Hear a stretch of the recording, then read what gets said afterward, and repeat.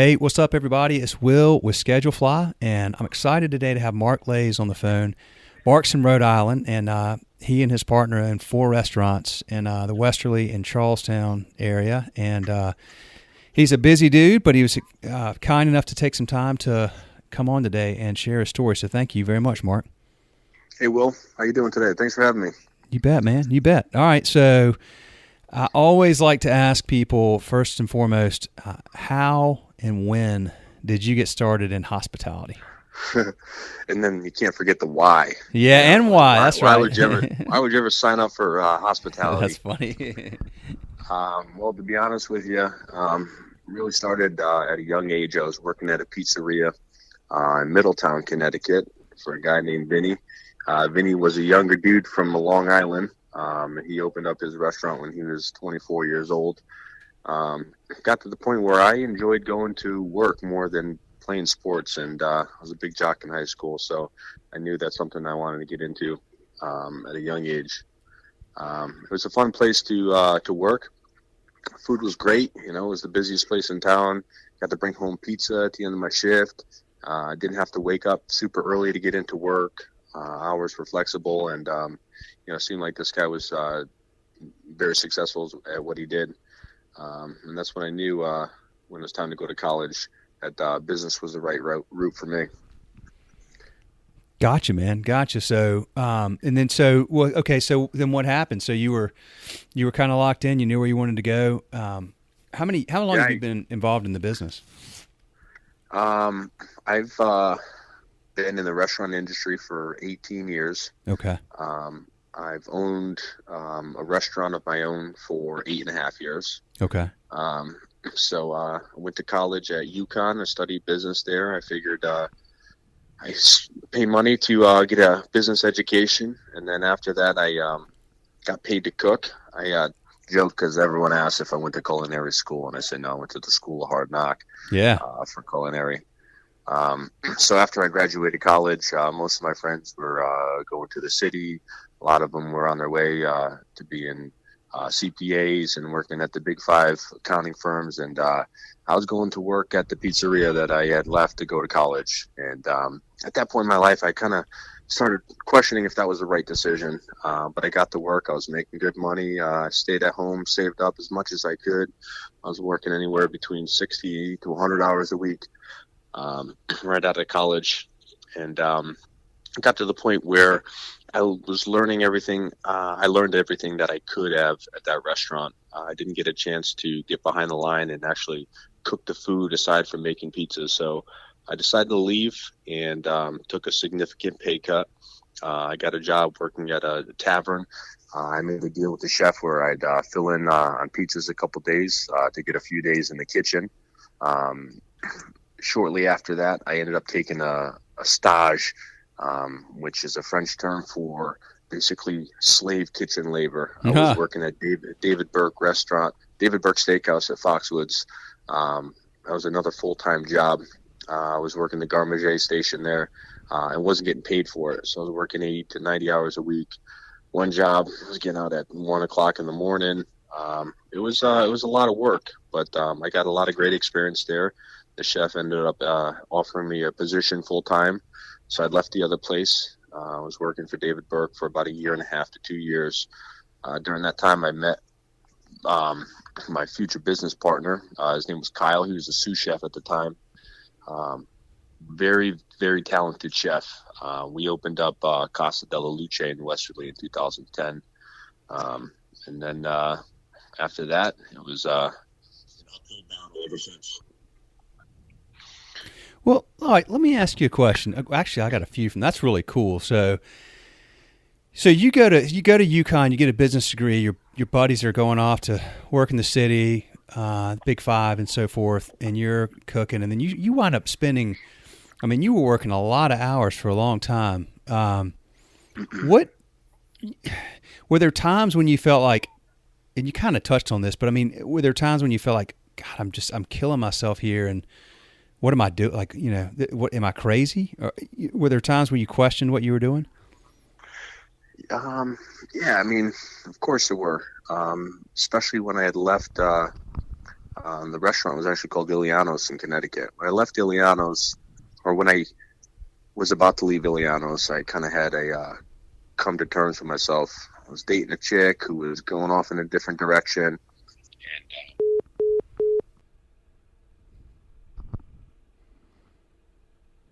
Well, this is a first. We've lost Mark, so hang tight, folks. I'm going to call him right back. Hey, sorry, Will, I lost you there. That's all right. That's okay. We're good to go. So yeah, there was times, of course, that I questioned myself and what I was doing. Like I said, my friends were working 40 to 50 hours a week. I was working a lot more for a lot less. But it was the long-term plan. I knew that I needed to get the experience to be able to successfully own and operate a restaurant. And, I had the front of the house stuff down.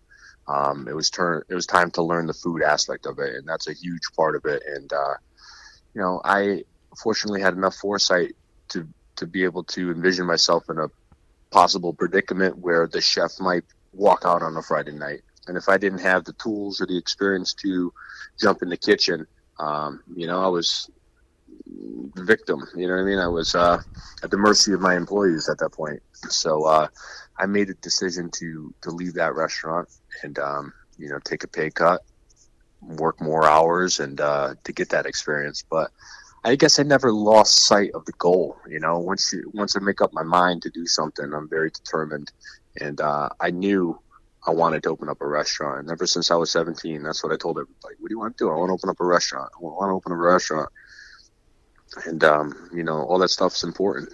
You got to have a understanding of the food, the ordering, the recipes. Management's huge. The staff. You have so many different personalities in a restaurant, and being able to effectively manage each and every one of them with the same amount of respect that they deserve, and being there for them. You might be a doctor one day to someone who cuts their finger. You might be a psychologist to another person who just broke up with her boyfriend that needs to work that shift because you don't have anybody else to fill in. You got to be the head chef to your line cooks. When their quality isn't as good as you are looking for. You got to be an accountant. You got to be a marketing manager. You got to be a salesman. You got to be everything. And experience is really what I think helped me with my success. Well, it's interesting because I want to ask you about so you've got the business degree, but you said you went to the School of Hard Knocks for back of the house for cooking for the kitchen instead of culinary school. How much you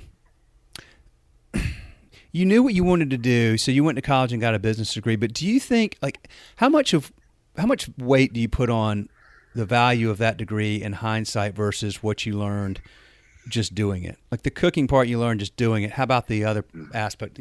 How much did you learn in college that helped translate over to successfully running a restaurant? And the reason I asked that is because a lot of what you just said, you have to have all these different roles, and so much of it is, a lot of it's unique to restaurants, and a lot of it's wearing so many hats and things like that. It's just not something you learn in a classroom. It's kind of you learn by doing. I'm just curious your thoughts about all that. That's a good question. You kind of have to ask yourself what you're looking to get out of it. Yeah. There's some restaurant owners who work 100 hours a week, day in and day out. They never see their kids and their family, and they don't trust anybody with a key. And, they want to be in charge all the time and be owners on everything. Some people want to open up a restaurant and, just make enough money to pay the bills, but they want to be the best at what they do and serve the highest quality food. Some people are in it to make $1 million. For me, I'm looking to build a restaurant group. It's all important. So I guess depending on where you weight your importance depends on where you need to focus on your experience. So for me, to build a group, which is not something that I intended on doing when I first started out, but I knew that running a restaurant is more than just making pizza and pasta. It's running a business. And if you don't have a good understanding of, or a good business sense Your costs and your expenses get out of control, and all of a sudden you don't have money to pay payroll, and you start losing staff, and your vendors are charging you too much money for, everything. And you're just spinning your wheels. So I put a lot of weight on the business degree, and it came into play more so later on than right away. Gotcha. When I first opened up, it was just a whirlwind of emotions and demands, and we didn't have a lot of money, so we bought all used equipment, and things were breaking, and I was getting pulled in every which way until I kind of got settled into it. My business partner actually left within the first year. He couldn't handle the stress of the business, being an owner and being a chef and everything. So it was back all on me. And then once I kind of got settled in, I started working on my systems. And the first big thing was accounting and handling cash management, and getting my expenses under control. I changed some vendors who weren't giving me favorable terms or favorable prices, and found new vendors that were willing to work a little better with me, and that allowed me to have a little more flexibility. I had more money in my pocket, which justified all the work I was putting into it. Also gave me some extra spending money to hire some quality staff, to fix up some of those broken equipment. So I mean, you're running a business. It's a restaurant, but it's a business, and it's important that the business is healthy, because without a healthy business, I think everything else falls apart. Yeah, for sure, man. That makes a ton of sense. And now that now you had your first place, or opened your first place 8.5 years ago. Now y'all have 4, and you're growing your group. What and I think I know the answer to this question, because if you're growing, you kind of have to have this approach. But you talked about different philosophies and different styles of ownership and management. I've got to imagine that you and Tyler have to have with 4 locations like that. In growing, you must have learned to delegate and place trust and some autonomy and really good team members, because there's kind of no way to do that otherwise, right, and continue to grow. Absolutely. And I've worked for a lot of different owners over the years, and I've seen guys that have a hard time relinquishing control. Yeah. And what I've come to realize is it's because they weren't good organizers. They didn't have enough confidence in their processes and procedures. And, a lot of that trust is because, all right, if you have a business and you run it the right way, and you have controls in place, you don't have to worry too much about theft. And it's more than just putting cameras out. It's the accounting for the tips the right way, accounting for the payroll the right way, making sure every ticket that goes into the computer, there's food that's made for it, and there's no food that's made without tickets, so putting in certain processes in between and controls, helps with that trust factor. If you develop a smooth operation, then it's more about the personnel and less about the process. As long as you got the structure in there, then you hire the right people to work those positions, and it should work out. Gotcha. Okay, that makes a ton of sense. What would you tell yourself, knowing what you know now, what would you tell yourself when you opened your first place that you've learned that you would maybe do differently, or if there is anything? I would have told myself to set higher goals. I wanted to open up a restaurant, and I did that, and then I found myself thinking, all right, now what? What am I going to do now? Am I going to open up another one? Am I going to replicate the one I have? Am I going to change the concept? So I wouldn't say wasted time, because I spent it. It was time well spent making my business better. But if I had a bigger goal, it kind of give me even more direction. I think at 17, opening a restaurant is a big enough goal, but maybe even shooting higher than that. Opening up 10 restaurants, and then that kind of gives you the direction, and it affects your day to day. Like if you have a broken piece of equipment, and your goal is to not open up 10 restaurants, there's only one, and you want to maximize your profits. Maybe you bring in somebody to kind of rig it to keep you going, rather than just replacing it and putting in one that's going to be a long-term fix, so you don't have to come back to that problem a year later. Gotcha. You know what I'm saying? Yep, makes a ton of sense. Absolutely. What's the What do you guys really want to do with your group? Like, what's your sort of your long-term plan and goal, and what kinds of places do you want your brand to be known for there in Rhode Island? Well, we started in Westerly, and we've expanded in Westerly, and the latest location that we acquired was in Charlestown. And they all have a lot of similarities, and not necessarily in food. They all have pizza to some degree, pasta to some degree, but it's the feel when you walk in the restaurant. It's a family place. You know that there's a local person running that restaurant. There's a lot of people that depend on the success of the restaurant, and it's a team effort going into it. So you can walk into one of my restaurants and feel welcomed when you walk in, because there's somebody there greeting you when you walk in. So, I just want people to be wowed when they come in, and not necessarily like blown away in terms of like atmosphere, but just from their experience, be more than satisfied when they leave. And it's service, and it's food, and it's everything in between. Yeah. The thing about that too, I've found, it seems like more and more these days, if you're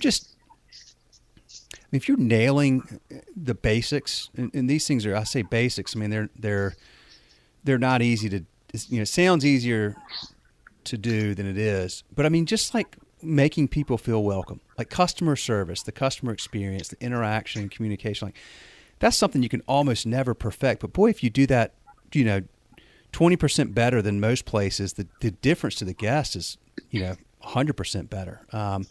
It's really amazing what just something as simple as that can mean to the experience, because a lot of places, they don't nail that now. And you kind of feel that. And it's just, that's not something that's not rocket science. It's just a matter of having people that genuinely care and want to make people feel welcome. And so when you experience that now, at least in my experience as a customer, when I experience that now, I go, okay, that was different. That was better than what I'm used to getting. I'm going to start going back to this place because I like how I feel when I go there. It's just how I feel. The food's got to be good, atmosphere, but boy, the way they make you feel is like that's the secret sauce almost. Yeah, and for all the listeners in there that are in the leadership roles, it starts with the top. It starts at the top. Yeah. You got to have a positive mental attitude. We had this one customer, we still do. Her name's Mary Jane. She used to come into my restaurant. She still does. And she is the most pain in the ass customer in every sense of the word. She came in the first summer, and there was a wait, and she got in front of all the customers and said, "I don't have to wait for a seat. I'm a local. I live here." Oh boy. Right? and started telling people that they need to leave. Most people would be like, "Well, no, this lady needs to leave." However, I took it upon myself as a personal challenge to please Mary Jane, because if I could please Mary Jane, I could please every single customer that comes in the door. That's right. And my employees would hate interacting with her because she made their job so challenging. So I take it upon myself to welcome her and to wait on her and whatever she needed. You know what I mean? I wanted to make sure that she's happy, because if my employees saw me doing that, then the next person is not as challenging. And, it's just sending the right message that every customer is important. We want to make sure that they leave happy, and we're willing to do whatever it takes. Well, I love that too, because you're leading by example. That's showing people how to do things versus telling them, and that gives you tons of credibility with your staff when you go above and beyond like that, for sure. As I know, do you think, you said, you mentioned that you want people to know that it's, when they come in, that this is, locally owned. Do you feel like that's becoming more important these days, as there's just so many big, large corporations that, chains and things that have, they've got the benefits of economies of scale, and they've got massive resources and things like that. But I feel like people are getting more and more connected to things that are local these days, and they're realizing, like, the money we spend here stays here. It's invested here. It hires local people. It gets invested back in the community. Like that seems to be, people are looking for that more and more almost, I think, these days. Yeah, I tend to agree with you. Look at the the trends in the craft beer markets. Exactly. Yep. There's a beer up here, Whalers Brewing Company, that makes an American pale ale called Rise, and it's the number one selling beer in Rhode Island. It's got a whale on it. It's delicious beer, you know what I mean? But we're talking about Budweiser, Bud Light, Coors Light.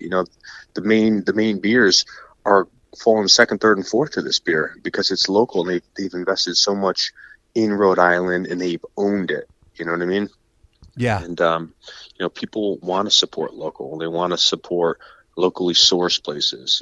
It's because, especially in Rhode Island, being the small state of the 50, I mean, like, there's a good chance that someo's related to somebody that works there. Or, if you're buying sausage from the guy down in Westerly, somebody that is affected by that. So by offering that product on your menu, you're supporting locals. You're supporting the community, and that's really important. Yeah, for sure, man. Okay, good stuff. What else is on your mind these days? What are you focused on? Is it kind of keeping everything that you have running well, or is it expanding, or a little of both? Yeah, well, I mean, first would be my wife and kids. They're always on my mind. I hear you, man. I want to try to maximize my days so I can spend as much time with them as I can. It's time to pull the boat out of the water and get into the woods and try to get a deer or two this season. But in terms of business-wise, we're really focused on the Breachway Grill. I mean, when we acquired the restaurant, we joined forces with our business partner, Craig Marr, and he's done a remarkable job growing the business. It's busy every single day. In the summertime, there's an hour and a half wait, and you can't even get in the place. So, we're really working on the things that we do well down in Westerly, which is our processes and procedures, just organizing the business part of it. And already we've seen a huge positive reaction from the staff. The cooks are not so angry anymore. They're excited to do menus and to do specials because the tools that we supplied them with and the training we've educated them on, just helps their day-to-day be easier because it's more organized and it's more directional, Yeah. So we really want to dial this place in and just make sure that it's going to be here for another 30 years or more. And then we're always looking for new opportunities. And you never know where they're going to be. Craig and I have been friends for 8 years, and I never even really thought about becoming his business partner up until this past year when he started expressing some concerns. So, you just got to be aware of where opportunities may come from and just be open-minded about it. I hear you. Well, I love that. I love where your mind went immediately when I asked that question. Family, and then you've got your personal outside interests, and then the business. And it's great that you've got the business set up so that you can find that balance, because that's another thing. It seems like the restaurant business can be so, like you experienced early on. I mean, it can be labor intensive, and it can go on 24/7, 365 and consume you if you let it, right? Mm-hmm. Definitely. Absolutely. And when I first opened, I was single and I was in Rhode Island, away from my family, and I was able to devote as much time as I needed to on my business. And, I had a lot of learning experiences along the way, but I learned that the better of a job I do, the more time I'll have. Yeah. And there's a podcast out there, not to put the competition up there, but Jocko Willing's a Navy SEAL from SEAL Team 3. Yeah, I know Jocko. I know his podcast. It's awesome. Yeah. Yeah. He talks about discipline equals freedom. Yep. And, Navy SEALs have a lot of words of wisdom, but that's one I think of. If you're disciplined in your day-to-day and, you work hard on your business, it's going to allow you to do more things, whatever they may be. No, for sure. In fact, I'm glad you mentioned that for folks if you're listening to this podcast, you probably listen to other ones. And Jocko's great. I really have a lot of admiration for him. He's got some really good. He's translated a lot of the SEAL team practices and processes over into business applications, so they're really useful. Good plug, man. Absolutely. He was the SEAL team commander of my brother's platoon over in Iraq. Oh, So, really? yeah, I've never met him. I met his partner, Leif Babin. Yeah. We do, I forget the name of their consulting company, but it's the same thing. You got to be organized in your business, and you got to have, you got to have certain people do certain things, and there has to be, um, there has to be structure. Yeah. Is this term I'm looking for, and there's no better place to find it than the military. No, for sure, and no harder place probably in some ways to implement it than in a restaurant. Only from the sense that there's just so much happening and so many people involved, both customers and staff in restaurants. I mean, there's just so many things that can go awry on any given day. So, like you said, the more processes and procedures and things you have in place that are down pat and smooth, it allows some margin for those kinds of things to happen and be handled, effectively, I guess. Yeah, absolutely. And I see myself kind of moving towards like a more of a corporation, a corporate run restaurant in the sense of like having that structure. But it's really important for us to keep that personal touch. Yeah. You'll see me bussing tables at my restaurants, jumping on the line, greeting people. I do it all. But in terms of the processes goes, I mean, even down to making homemade gnocchis, we have recipes for that. Just because if the guy who usually makes the pasta, can't show up one day, we got to make sure that it gets made the same way for the following day. So, yeah. Doing it right and looking into each task individually and documenting it, and then keeping it organized gives your staff the tools they need to be successful.